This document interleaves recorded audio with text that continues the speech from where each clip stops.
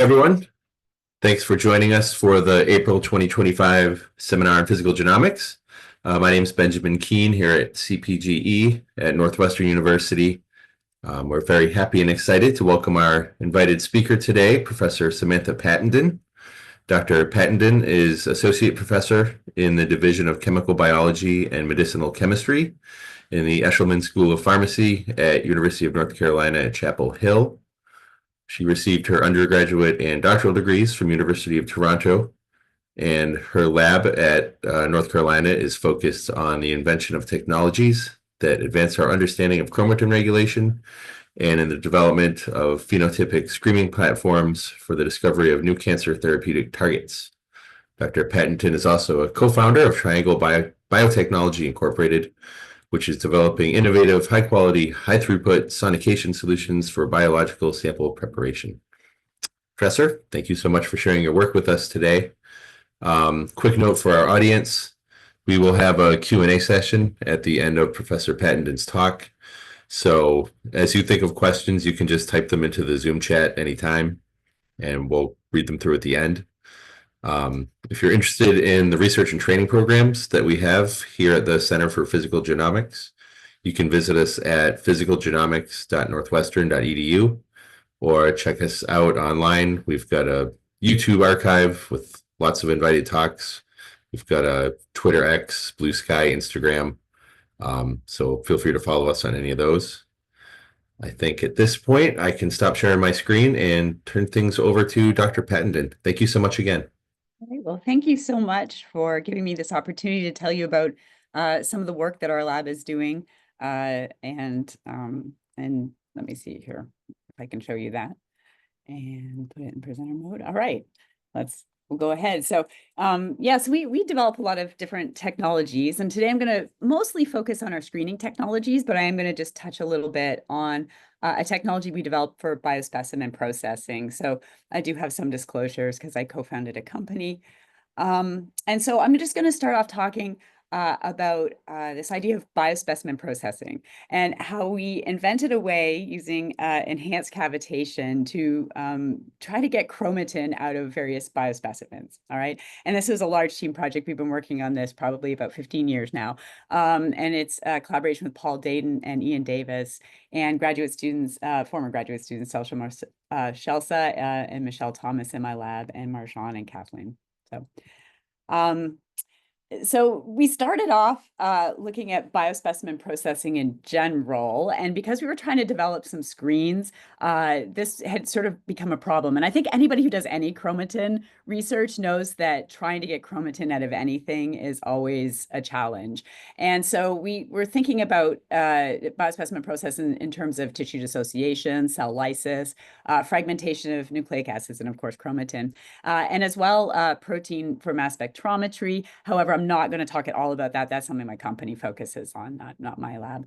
So anyway, so we were initially interested in this idea of this bottleneck that's created in biospecimen processing, specifically for library preparation for DNA. And it hadn't occurred to me, because we weren't doing a ton of sequencing at the time, although we do now, that there's only two ways really to break up DNA for high throughput sequencing. And that's through either enzymatic or digestion or sonication. Okay. And so, a lot of people would prefer to use sonication because at the time it was cheaper, but enzymatic methods were more reliable. And so, there was a bottleneck here that we thought we could solve with some of this reagent. So let me just introduce you to this idea of acoustic sonication, and it's a process that uses cavitation to convert acoustic energy into mechanical energy. So what you're looking at here is just a sort of a typical low-cost sonicator setup.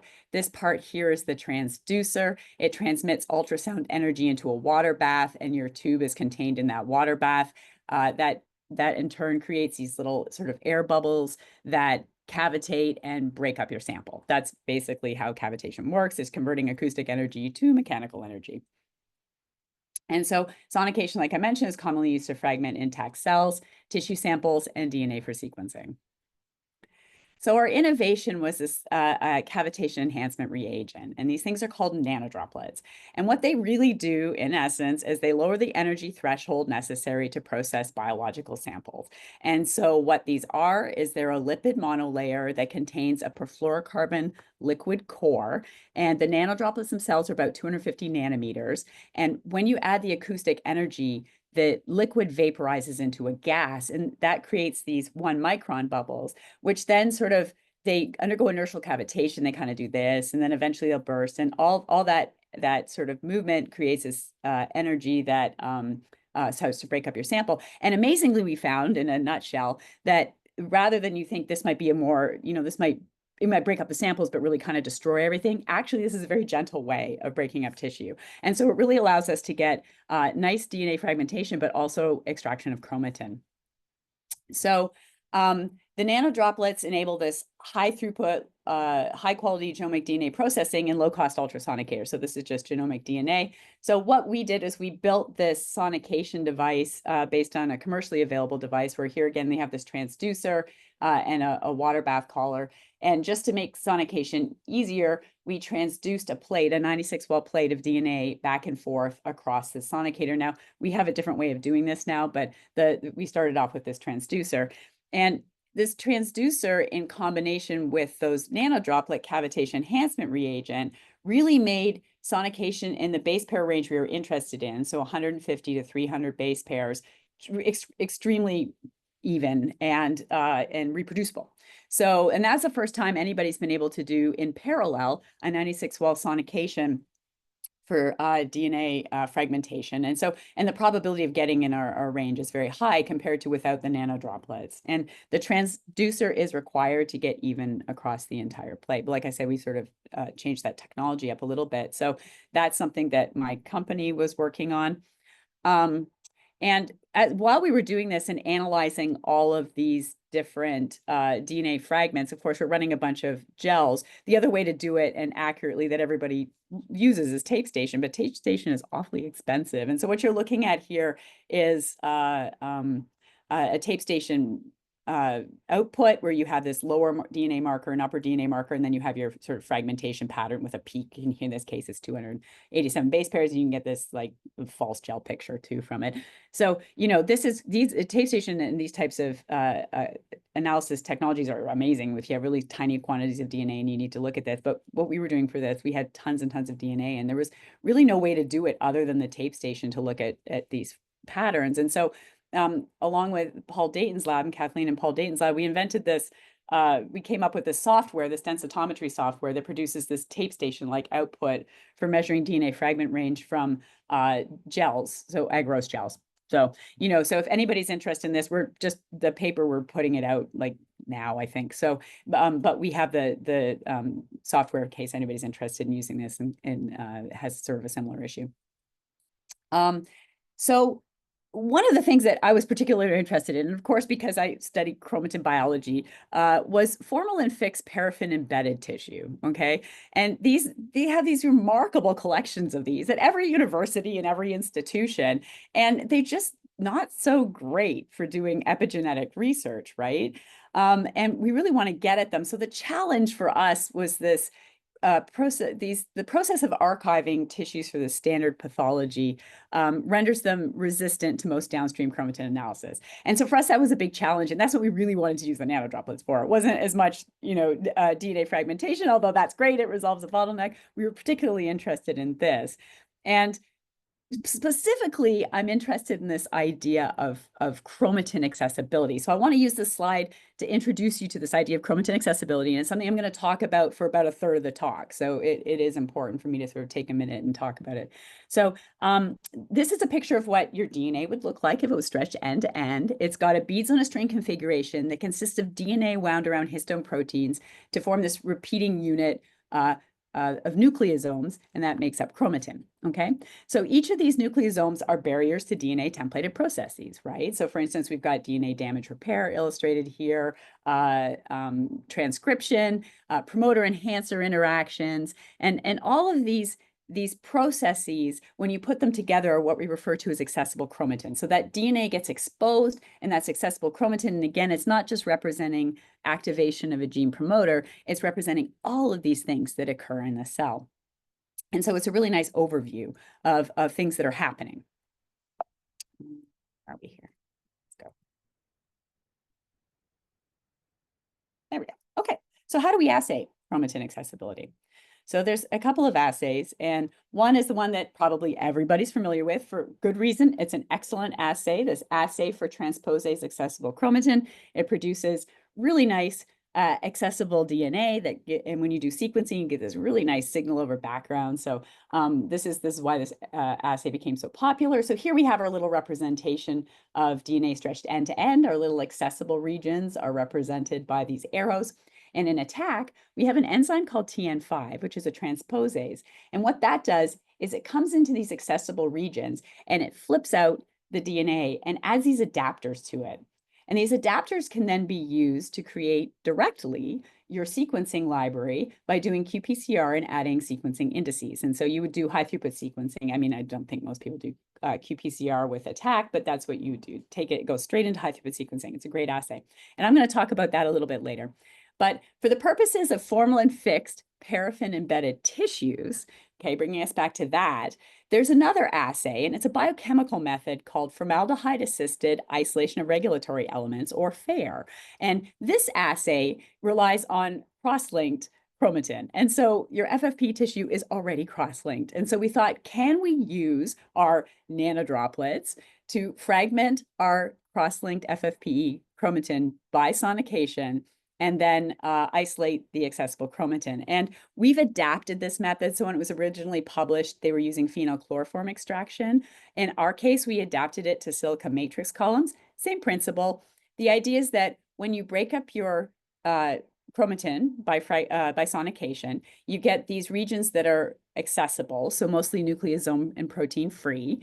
And those regions maintain that net negative charge of the DNA backbone. And so when you put them on these typical DNA clean and concentrate columns in the presence of chaotropic salts, that negatively charged DNA is going to stay in the column while all your proteins and everything else flows through. So this is a way to isolate accessible chromatin. And so that's how we do it. Now, FAIR, we do a lot of quantitative PCR, but you can also do high throughput sequencing. You just have to build a library, unlike with ATAC. Okay, so I'm going to talk about this assay. For the most part, just moving forward for the next little bit here. So we published this a while ago, so I'm not going to spend a lot of time on it, but we just showed that the nanodroplet reagent does not alter FAIR-seq signal in mouse xenograft tissue. So what you're looking at here is a sequencing track. We have our cells, and then those cells that were used for making xenograft tissue.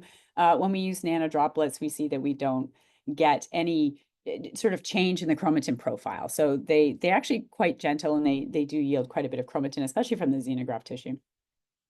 Okay, and then the other thing we get is that it's kind of useless to get chromatin out if it doesn't mean anything. So we were able to see tumor cell specific accessible chromatin regions. And again, here's our little representation of chromatin. And I like to think of it like, I'll talk about this a little bit later, but think of it like a barcode, right? So if you're looking at it genome wide, chromatin accessibility patterns are extremely cell specific, especially in normal cells. As cells undergo differentiation, their chromatin, they can be identified by their chromatin accessibility patterns. And we think that's probably the same in tumors. And you know, this is something our lab and a lot of other labs are looking at. And so I think that's probably true. But in this case, when we look at these different xenograft cells from different types of tumors, we can see we get these tumor-specific regions. And so that's, you know, something that's really important. And so not only are we able to extract this chromatin, but it's high-quality chromatin that we can actually see that has some biological meaning. And so really, just to sort of end this part of the technology, we're about to publish a sort of a new streamlined method. So really, we've got this really rapid method now for extracting chromatin from these fixed tissues. That's a 2 hour, it takes 2 hours. So we take the tissue, we actually, we scroll it, and then we can put the scroll without deparaffinization or anything else. We put that scroll straight into the tube. We sonicate within the presence of nanodroplets. We perform FAIR. So we're using these columns to isolate our accessible chromatin, and then we can do sequencing. And I wanted to take a minute to show some extremely preliminary data, but it was kind of exciting. This is our first data we got really from human tumor tissue. So in this case, we were part of a clinical trial.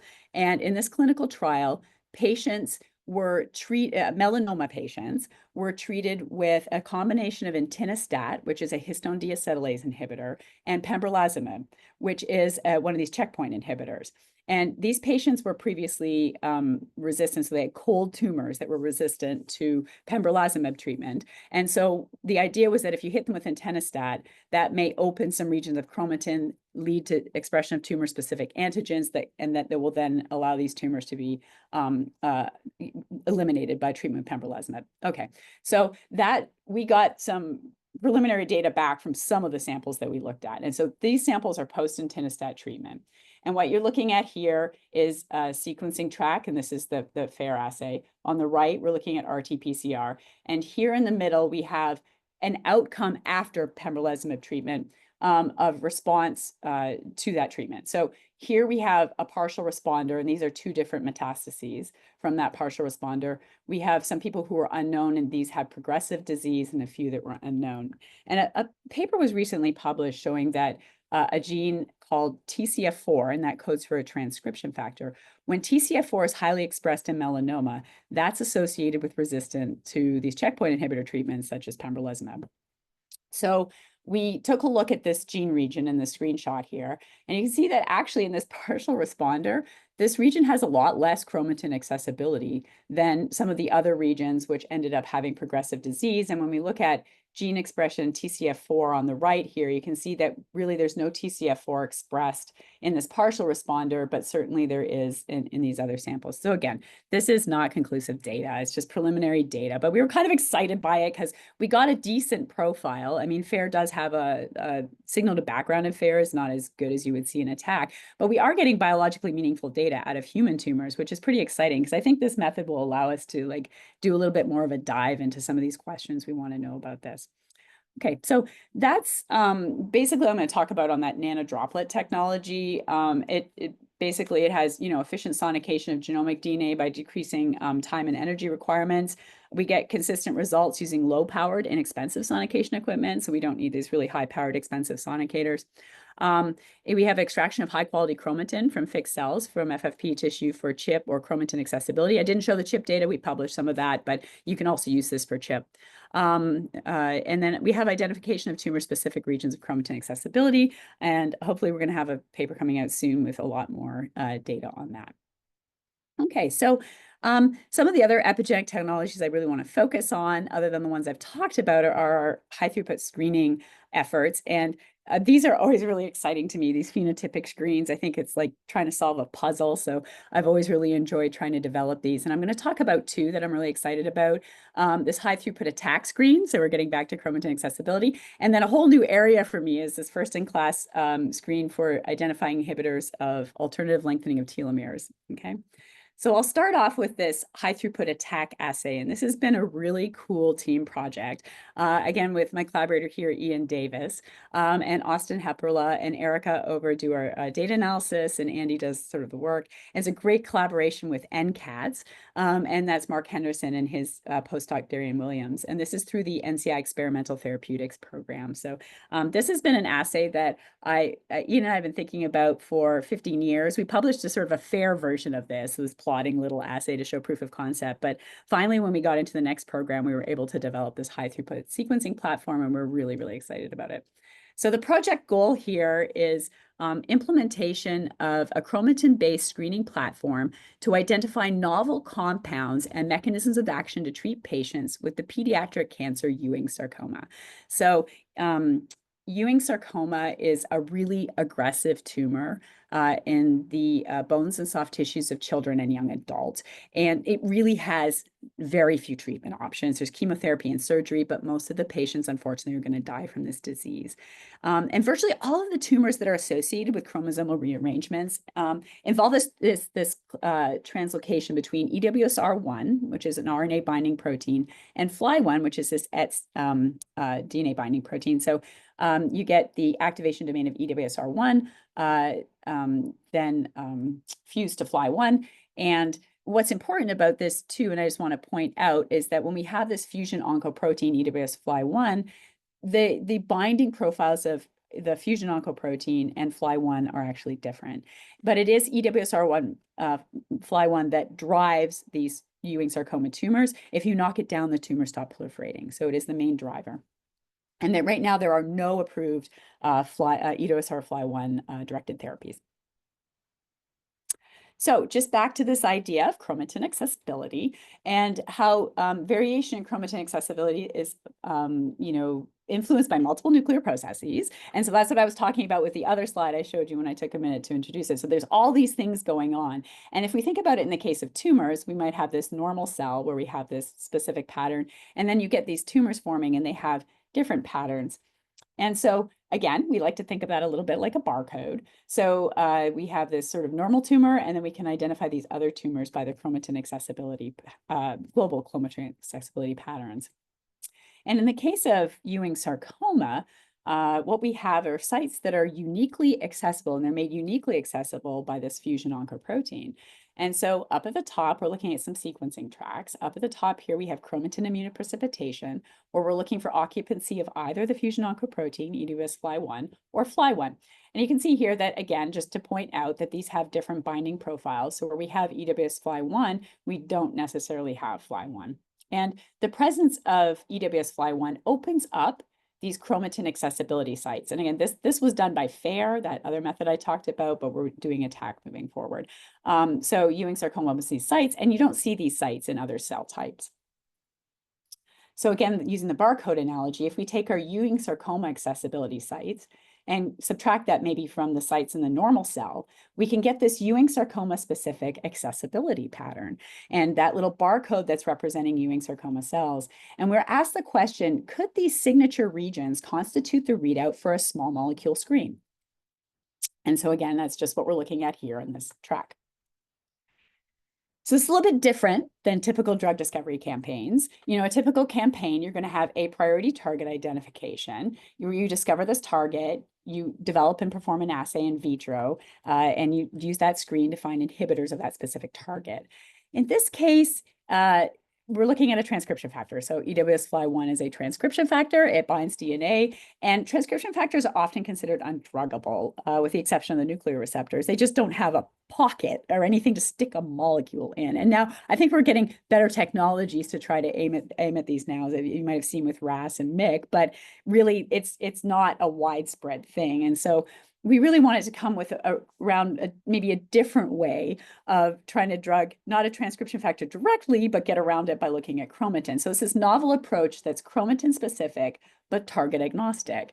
And so in this case, we have our tumor-specific chromatin accessibility pattern, and we developed a screen so that we could discover new therapeutic targets. So how does this screen work? Okay, and this is a lot of work in a nutshell, but this is the easiest way, I think, probably for me to describe it to you. So this is based on the assay for transposase accessible chromatin, again, ATTACK. And so we call it high throughput ATTACK or HT ATTACK.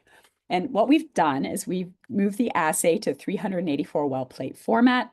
We perform the transposition, so that's that cutting out of the accessible chromatin and tagging it with these adapters. We perform that in a 384 well plate. We can also then perform PCR, where we add barcoded primers. And the way we do this is we barcode across and down so that we get so like A1, B2, we can identify the different wells. We also included a little plate barcode so that allows us to have multiple plates. So each plate and each well has a unique identifier when we do these PCR. So that allows us to take all of these plates and all of these wells and pool them and perform DNA capture. So how does DNA capture? Is old technology. There's nothing new here. A lot of people do it to avoid having to do whole genome sequencing. They just capture the regions they're interested in. And again, same technology, and I'll elaborate a little bit on that in the next slide. Then we perform high throughput sequencing. So actually, at the end of the day, the high throughput sequencing is the cheapest part of this whole assay, because we're taking like 20 plates and sequencing them all at the same time. And then we have a bioinformatics pipeline that allows us to deconvolute all that information and tell us what's happening in each well on each plate. Okay, so when I was talking about capturing Ewing sarcoma specific regions, how did we do that? Well, here's a little example again of tracks where we have multiple different Ewing sarcoma cell lines, a cell line that's not Ewing sarcoma. We performed attack and chip, okay? And here we also have a control and a knockdown. We're screening this A673 line, so we performed a knockdown to show that when we knock down EBS-FLI1, like I said, these sites disappear, these accessible chromatin sites. And so now we can, looking at when the protein is there, we have accessible chromatin. That's an example of the site. But when we look at this genome-wide, at these tornado plots, here's all the different cell types. Here's chip, here's attack. We can show that when we knock down, we get rid of these sites. And we ranked our sites based on areas that were accessible in all of these different cell lines. So to develop our capture probe set, we chose 500 Ewing sarcoma tumor-specific sites. So these regions where we know FLI1 is there and the chromatin is open. We also added 400 regions of accessible chromatin that we use as a positive control. So these are regions that are always open. Like no matter what cell line actually you look in, these things are always open. And 100 regions of inaccessible chromatin. So no matter where we look, they're always closed. So those are our controls that we did, and that's our capture probe set. So right now we've performed this screen on 190 plates, which represents about 73,000 samples or about 60,000 unique compounds. And we've done from a number of different libraries over at NCATS. So what I'm representing at this top, at this graph here, is the Z-prime score. And this is a metric we use for screening that tells us our screening window between high and low controls. So I mentioned initially we'd done this sort of plotting fair screen to show proof of concept that we could use chromatin accessibility as a screening platform. We published that like many years ago. But in that screen, we found that HDAC inhibitors, so certain HDAC inhibitors, including panabinostat, actually decrease the expression of EBS-FLI1 and the cells would stop proliferating. So HDAC inhibitors were a hit that we've already published. And the HDAC inhibitors we use as a positive control here for decreasing chromatin accessibility. So our high control is cells treated with DMSO, our low control is cells treated with panabinostat, and we ranked all of our hits somewhere in between there, okay? And so that's that Z-prime score tells us a metric. For an in vitro screen, you're going to want it to be above about 0.5. For a phenotypic screen, we give it a little more leeway and stick it around 0.3. But at the end of the day, for all of our screening, we're actually getting about 0.5 for our Z-prime score. So our hits, we have high confidence in our hits. And also this is in chronological order from the earliest one on the left to the latest one on the right. And our latest one, we're getting pretty good. I think that the average, the mean Z-prime score there was about 0.8. So that's pretty good for a phenotypic screen, especially this type of screen, which is complicated. So I think we're having pretty good confidence in the hits we're getting. So one of the things we can do, and actually what everybody asked us, and before we got to this point, we weren't able to answer, but these 500 regions we're capturing. So here we did clustering, and we're looking at these 500 Ewing sarcoma specific regions, and do they all change the same way with every compound? Now, I had to sign a non-disclosure agreement as part of this program, so I can't tell you anything but the HDAC inhibitors and DMSO treated, but each of these colors represent sort of a different type of compound repeated several times, okay?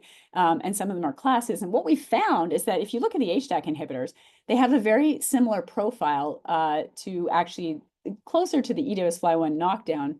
Wait, oh, I'm sorry, that's backwards. It should say, this should be the knockdown, and this should be the wild type EBS-FLI1. Anyway, sorry about that. I've presented this a million times and not noticed that. So this has, but in DMSO, we really don't get a lot of change. But in these other categories, we're seeing categories of compounds that have different profiles when we look at the 500 sites. And what's really important to us about that is that we're hoping that we can use this information to group compounds by mechanism of action. So of course, because this is a phenotypic screen and it's target agnostic, all of the libraries, for the most part, that we screened have compounds that have a defined target. I think that's the way you really need to start with a phenotypic screen. Otherwise, you're just out at sea. But now we're expanding into libraries that are what we call diversity libraries and have diversity of chemical structures, but not necessarily a known target. And so what we're hoping we can do is we can take some of these groupings and put unknown compounds into some of these groupings. And just to illustrate that a little easier than maybe that other graph is that we can take our compounds and start doing, this is PCA clustering. And so we're looking at, so here we have our HDAC inhibitors. Here we have our DMSO and inactives, they cluster together. And here we have other categories of compounds. And what we've started to do is screen these diversity sets. They don't have a known mechanism of action, but those compounds can fall into categories we already know. So for instance, these two compounds are falling in with the HDAC inhibitors. So they could have a mechanism of action very similar to the HDAC inhibitors. Some of them fall out in their own category. We don't know. Some of them fall in with other unknown categories as well. So the ones that fall in the unknown category could be particularly interesting, but I think this is a great way for us to triage our compounds and not chase after stuff that could possibly have already a known mechanism of action. So we were pretty excited by these results. And so I think we're going to publish this screen. We put a paper together, so that's probably will come out in the next few months. So just to wrap up this story, we've implemented this chromatin-based screening platform to identify novel compounds and mechanisms of actions to treat patients with Ewing sarcoma. We've completed about 60K compounds, unique compounds with excellent screen performance. Actually, now this was a few months ago. Now we're up to a little over 100K. Hit confirmation is ongoing, but our hit confirmation rate so far has been about 48%. And we've refined our data analysis pipeline. So we've introduced quality control metrics, which I didn't talk about for this. And so we can get this high confidence hit identification. And we also developed this sort of principal component analysis for mechanism of action clustering, which will hopefully help us identify hits with distinct mechanisms of action. Okay, so to sort of finish things off, I'm going to talk about a screen that we've just recently developed and published. And this screen is looking for inhibitors of the alternative lengthening of telomeres pathway. And actually, I should probably say modulators of pathway, because we're looking for stuff that increases and decreases activity in this pathway. And this was a collaboration with Mike Jarster, who's in my division here at UNC. And he's a telomere biology expert. And so he came to me and said, Sam, do you think we could develop this screen based on a published method? And I was like, sure, it seems easy. So I put Meryl Froney, who was a PhD student who recently graduated, on this. And it turned out to be a little harder than we thought, but it worked out in the end. And so we have this new platform. So the project goal here was to develop and implement a high throughput C-circle phenotypic screen to identify novel therapeutic targets for patients with alternative lengthening of telomeres positive cancers. And I'm going to talk about what all of that means and talk a little bit more about this C-circle biomarker. So let me give you a little primer on telomeres, because I need this too, because this was not something I thought about in a long time when Mike came to me with this project. So telomeres are the repetitive sequences that protect the ends of linear chromosomes, okay, from degradation, chromosome fusion, homologous recombination, all these other things that can happen when you have ends of DNA sticking out in cells. And you can think of it kind of like the end of that little aglet at the end of your shoelace that keeps the shoelace intact. And so these are repeat regions that you find at the end of chromosomes. So telomere length is going to determine cell fate. Okay, so in differentiated cells, telomeres are shortening about 150 base pairs with each division. That's totally normal. So eventually they're going to divide, and they're going to get too short, and they're going to reach what's called the Hayflick limit. And at that point, a DNA damage checkpoint pathways are initiated, and that's telling the cells to either go into senescence or apoptosis. Okay, and that gets rid of cells that could potentially end up with all these chromosome fusions. So just another way to illustrate that is that in stem cells have activation of telomerase, which I'll talk about in a minute. And so they lengthen their telomeres so they can stay sort of immortal, right? But after cells differentiate, they stop, they stop dividing, telomeres get shorter and shorter and shorter, you end up with senescence. But cancer cells, of course, figure out how to get around this. They reactivate these telomere maintenance pathways, which allow them to become immortal, okay? And there's a couple of telomere maintenance pathways. So first, as I mentioned, telomerase. And telomerase is this enzyme that uses an RNA template to elongate telomeres. And this is a pathway that's normally on in stem cells.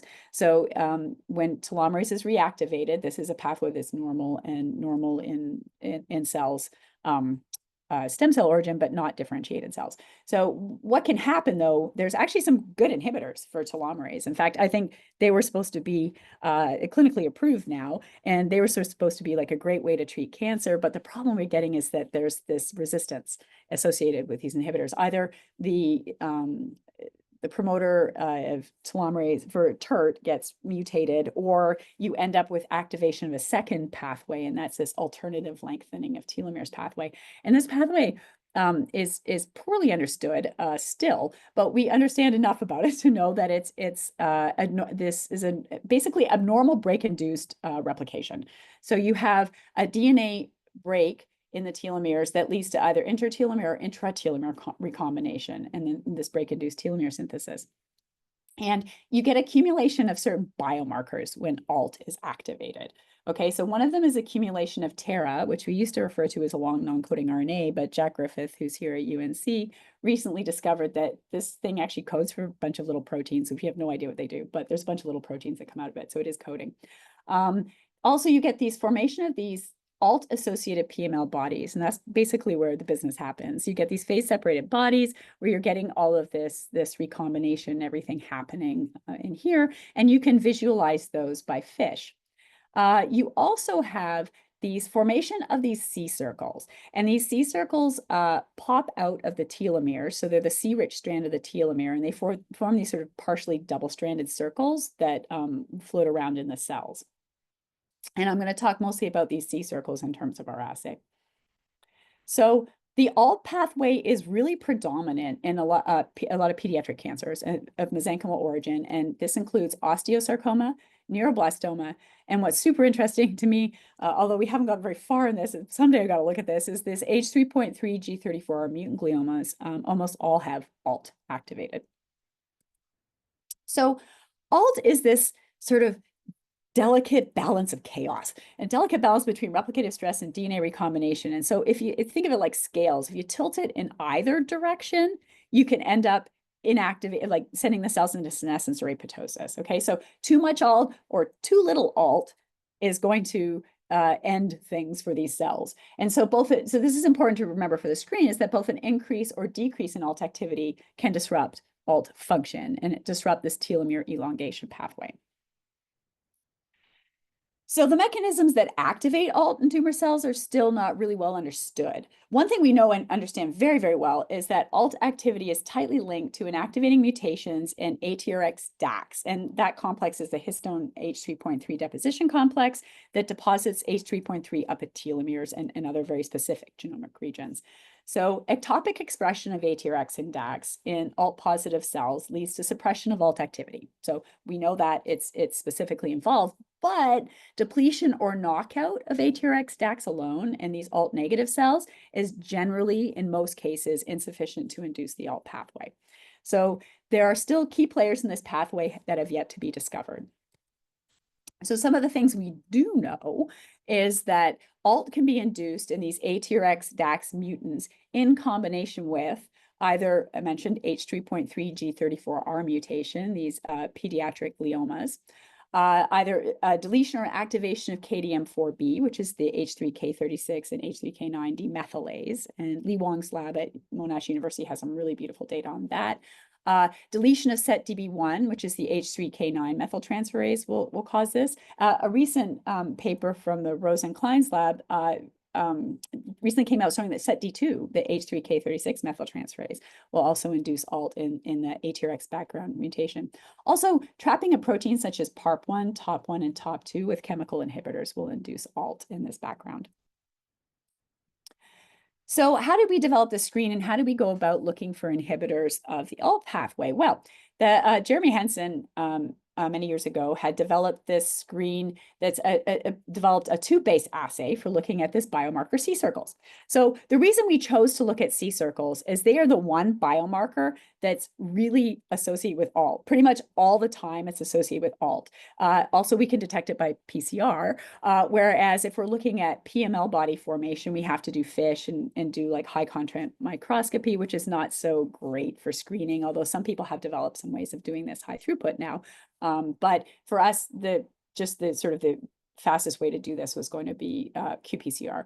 So in this method, what they do is they take a cell pellet, and they basically do what they call a quick C-circle prep, which is just a dirty lysis. They just lyse the cells to release the DNA.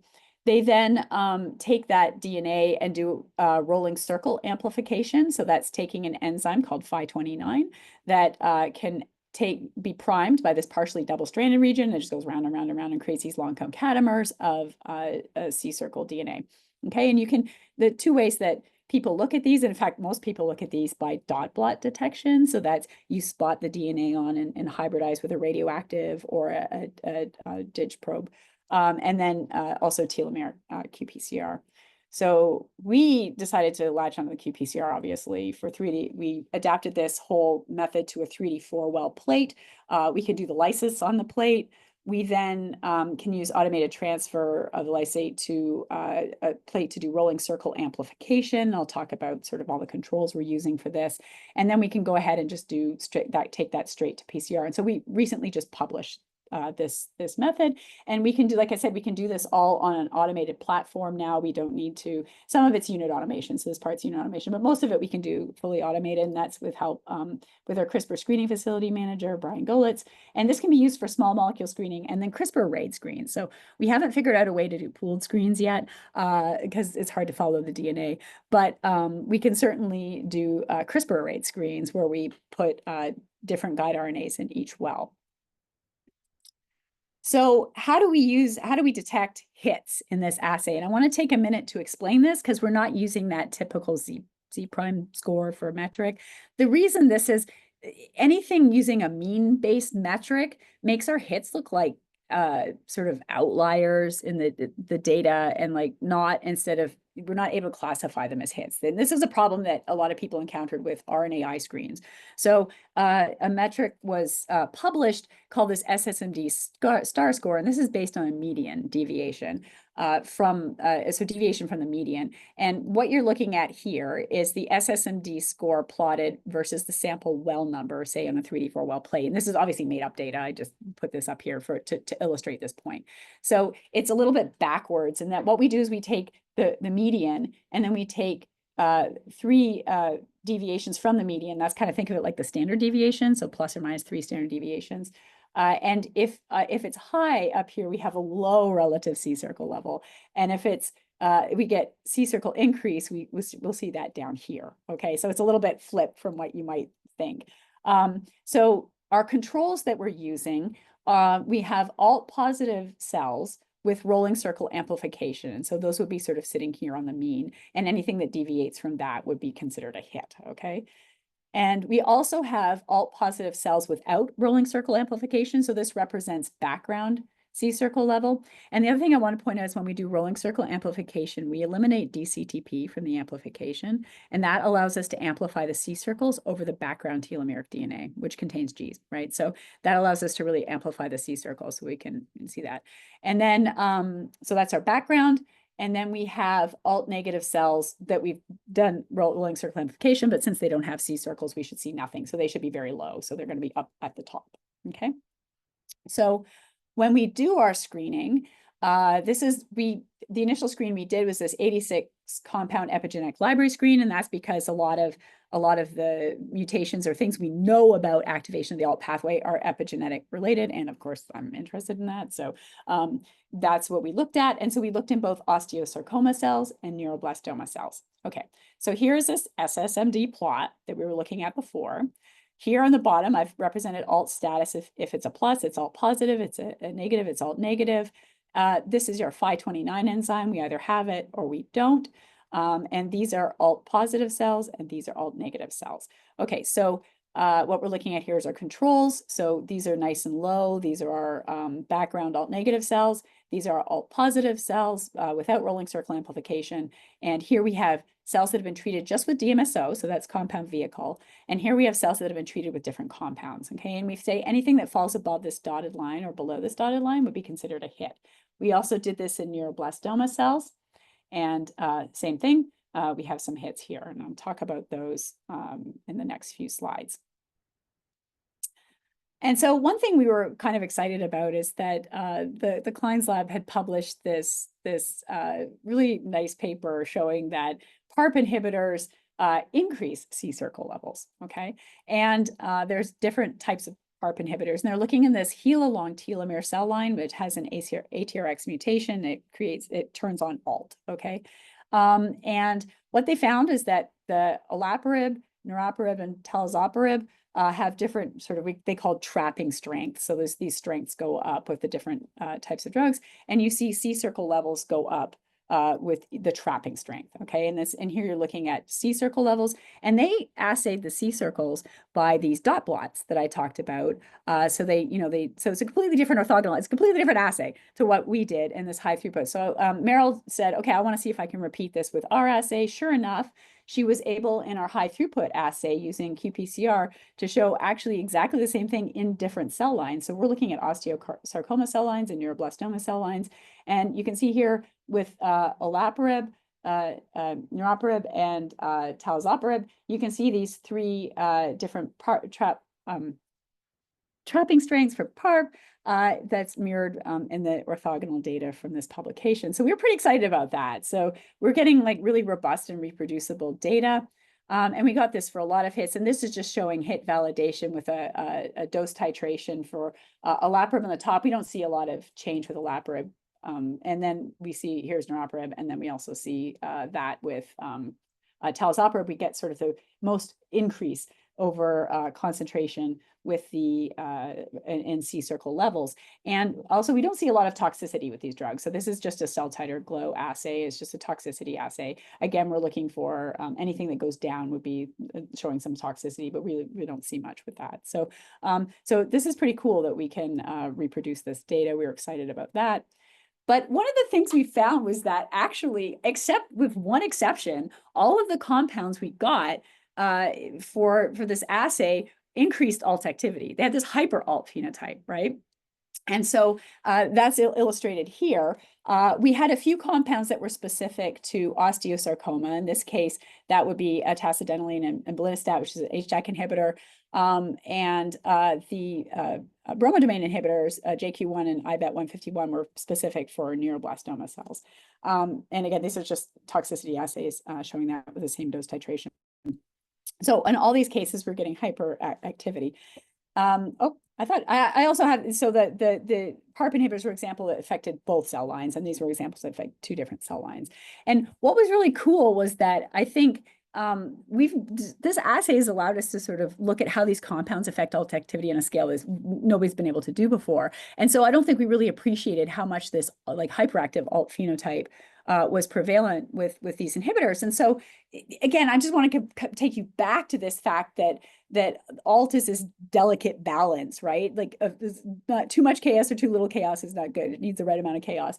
So both an increase and decrease in alt activity can lead to cell senescence and death, right? So our hypothesis now is that inducing this sort of hyper alt phenotype is a viable therapeutic approach, since it promotes genetic instability and ultimately cell death.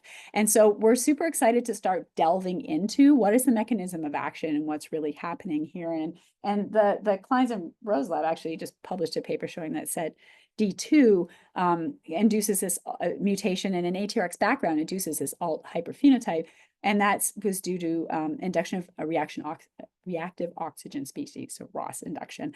So there's a lot more, I think, to be looked at with all of that, but this is kind of cool. And so we're pretty excited to try to like get the screen to see if we, bigger libraries, do we start seeing the same trend? Or is this mostly an epigenetic library type thing? Or, also to start delving into some of these mechanisms of action. So we just started that. So just to summarize that part, we've developed this first-in-class high-throughput screen with the potential to identify chemical probes to improve our understanding of alt, right, and transform alt cancer treatment and diagnosis. And I think right now improving our understanding of this pathway is going to be really, really important. And I think implementing the screen is going to radically change the rate at which, we can compound or even genetic perturbations can be assessed for alt activity. And I think that, identifying the first class of alt-specific inhibitors would be sort of in our hands now, and we could probably get to that at some point. So I think that's pretty exciting. And so I just want to thank my lab and our funding sources. Most of the data for the alt was, well, pretty much all the data was done by Meryl Froney, who recently graduated. Michelle Thomas did a lot of the work with the nanodroplets, and the high throughput screening was mostly a collaboration with the Davis Lab. And we've, like I said, we worked on it for a lot of years, and thanks to Jacqueline Norris Druin, who makes boatloads of TN5 enzyme for us. So the reason we didn't do this assay in the beginning was that we couldn't make the enzyme, but now we can make boatloads of it. So and also all the other people who involved these projects, and also the patients who donated tumor their tumor tissue for this research in our funding sources. Thank you. Thank you so much. That was fantastic. Apologize if you can hear a weed whacker coming over my microphone. Somebody right outside my window trimming some bushes. So thank you so much. Audience, if there's questions, feel free to either turn your microphone on or you can type them into chat. Either way works just fine. Let's see here.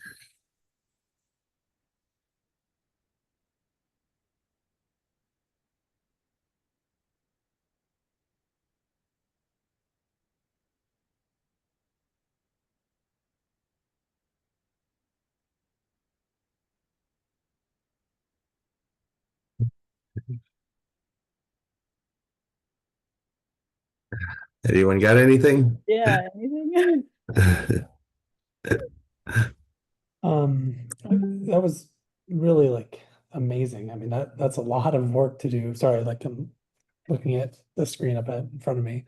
My camera's obviously facing low, but the how do you assess like the distances between the markers? So I saw like you did like a PCA. Essentially, is that like you take the 500 genes that you're really interested in, you create a barcode around that gene, and then you like score distances between those genes? Oh, between the genomic regions. Yeah. Yes. Yeah. So that was that. Yes, that's initially, yes, how we did that. So what we were looking at, so I'm not a bioinformatics expert. That's a question for probably Austin Hepperla, who does all this work for the attack screen. But basically what they do is they take that region, that for each 500 base pair region, we know where the peak for the chromatin accessibility. So they go across where that peak is, and then they start, when they do the clustering, they look across just that region, right? How do you set how long of a region to be? Because like some genes will be like 100,000 base pairs, others will be like short. So when we design the capture probes, our capture probes are 120 base pairs. So we're looking at a region of 120 base pairs. That's actually a really good question, because we did look at capture probes. I didn't talk about this, but we looked at capture probes that were 60, I think 90 and 120 base pairs. 120 base pairs is the standard capture DNA. We were just worried with attack DNA. It's sometimes a little bit smaller than standard, but actually 120, we have data showing that 120 was like really, really good. So we know how big a region we're capturing in terms of like where the actual accessibility is. So that would be the size. Yeah. So we're not looking at like the really, really large regions that way. Yeah. But the other thing we're doing for hits, and I don't have any data to show on that, but we're doing, whole, like, we call whole genome attack. So, we treat with a dose titration of the compounds and then look at like, in not just the capture regions, but across the entire genome too, to make sure that, to get some, sort of broader data, or looking at that broader barcode for Ewing sarcoma. Yeah, I imagine that would get quite difficult because it's quite an unstable genome. That's yes, we are able to reproducibly show that we get either that we get this decrease even with the dose titration with treatment of the compound. So it's like, it's reproducible. We can do that. So yeah, so and even when we look at whole genome, it was mirroring, like, for instance, I could look at the genome browsers of all the 500 regions, and you could see that they're going down with the dose titration. It was really cool. I didn't show that data, but yeah, as you treat with the compound, like, you can see that chromatin accessibility actually goes down on the sequencing. So that was cool. So I want to see that genome Y. We're just sort of in the process of just getting that data right now on some of our hits. So yeah. That makes sense. And then with the droplet, can you do multiplexing? Like mean, you were saying that you could do ChIP-seq and ATAC-seq. Could you multiplex it? Do you mean, how do you mean?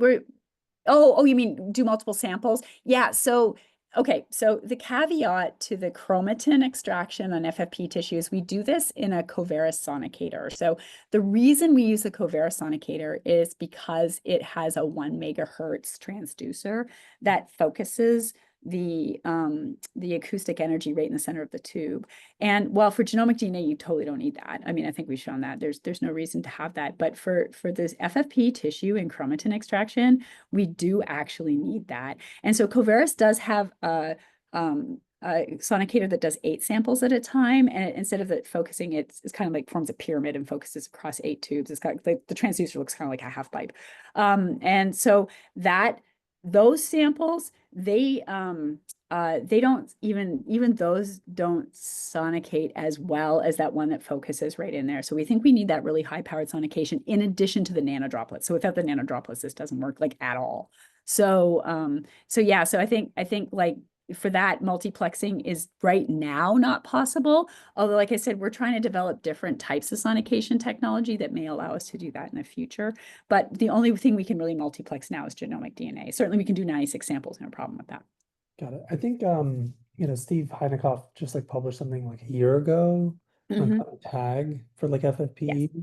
That Yes. might be like the solution to this, to like, digest first and then like deparaffinize and then.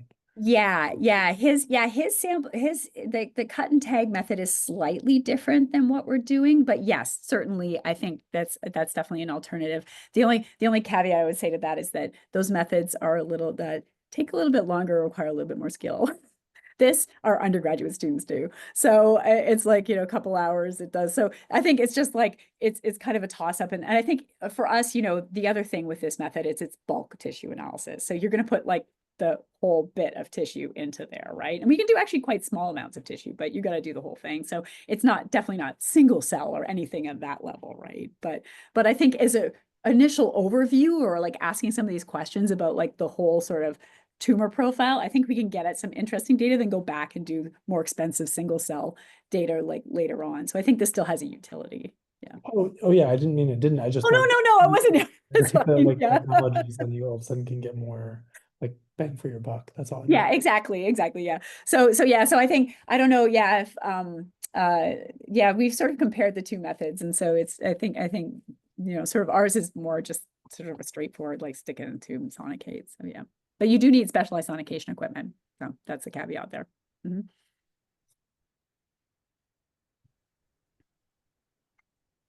Okay, so we are right on the hour. If there's no more questions, I think we can adjourn our meeting. Everyone gets started on their weekend holiday or whatever else you got going on. Professor, thank you so much for this. It was really awesome. And thank you for the opportunity. I really appreciate it. Of course, appreciate you sharing. Right. And everyone else, hope to see you next month at the next iteration of our seminar. Thanks so much. Have a great weekend, everybody.